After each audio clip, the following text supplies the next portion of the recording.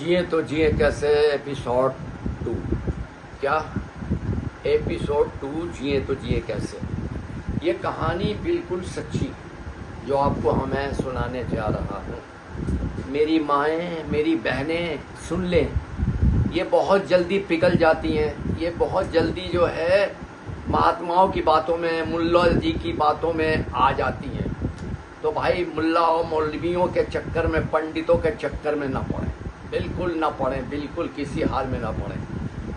भगवान ऊपर वाला अल्लाह जो भी है वो दिल में है। ये एक परेशानी होती है जो आदमी को झेलनी पड़ती है।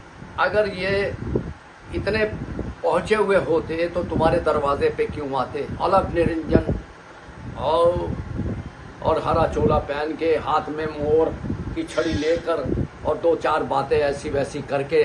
पता है ये जो मेरे पास औरत आई है ये कोई परेशान है, तेरी सारी परेशानियां दूर हो जाएंगी। आज बाबा आ गए, बिल्कुल तेरी परेशानियां दूर हो जाएंगी।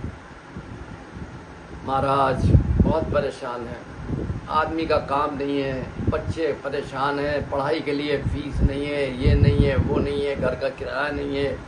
100 बातें करके उनकी बातों में आ गई। कहने लगे बस अब ये जो औरत है ये मेरे जाल में फंस गई है। और दो एक उसके ऊपर मंत्र मारे छू छू करके, और वो बातों में आने के बाद कहने लगी घबराओ नहीं बच्चा, सब तुम्हारे काम ठीक हो जाएंगे।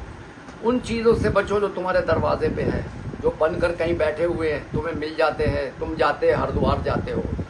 उसके बाद क्या होता है, एक लाला जी हमारे बोले, तो वो लाला की ललान बोली कि चलो हरिद्वार चलो, एक बहुत बड़े महात्मा आए हुए हैं। और वो कहने लगी रहने दे, तो कहने लगी नहीं मैं तो जाऊंगी। कहने जाएगी, वो जाते हैं और गाड़ी को बुक करके आ जाते हैं, और गाड़ी सुबह उनके दरवाजे पे आ जाती है, और उसके बाद वो हरिद्वार पहुंच जाते हैं। हरिद्वार जब पहुंच जाते हैं तो कहते हैं कि फलाने एक भगत जी हैं, उनके पास इस औरत को मिलना है जाके। कहने लगे मत जाओ, वो लोग सही नहीं है। कहने लगी नहीं मैं तो जाऊंगी।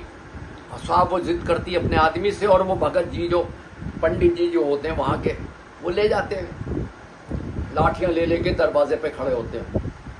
और जब दरवाज़ा खुलता है तो देखकर जो है ना, वहाँ पे औरतें कम से कम 2-3 बैठी होती हैं, और वो देखकर जो भागती है तो लाला उसको धक्का देते, कहते जा तू भी बैठ जा, देख ले इसके करतूत, इस बाबा के महात्मा के करतूत देख ले। आई वहाँ से रास्ते तंग कर रखा तूने कि हम जाएंगे वहाँ हरिद्वार जाएंगे, देख इस बाबा को देख, शराब की बोतलें रखी हुई हैं और चरस और गांजा, खूब खेचम खाची हो रही है। तो कहने लगी नहीं मुझे ले चलो यहाँ से, जल्दी से ले चलो।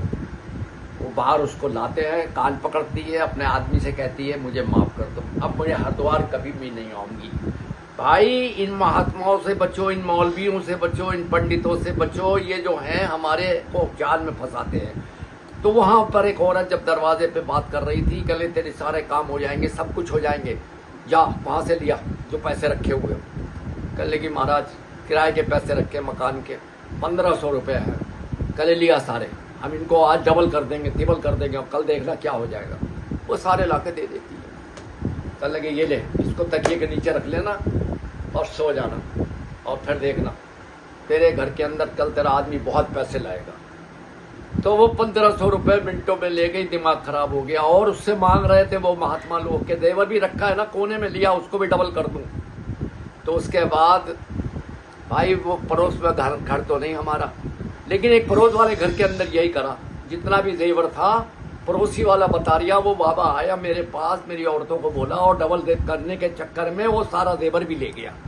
तो भैया मैं हाथ जोड़ के विनती करता हूँ, कभी देवर मत देना किसी को, कभी कोई महात्मा को खड़े मत होने देना। देना है 2-4 आने, 1 रुपया 2 रुपया 10 रुपये दो, उनको भगाओ और अपनी मुसीबत हटाओ, और किसी के चक्कर में मत पड़ना। इसे लाइक कर दो, सब्सक्राइब कर दो, ठीक है जी, टाटा बाय बाय।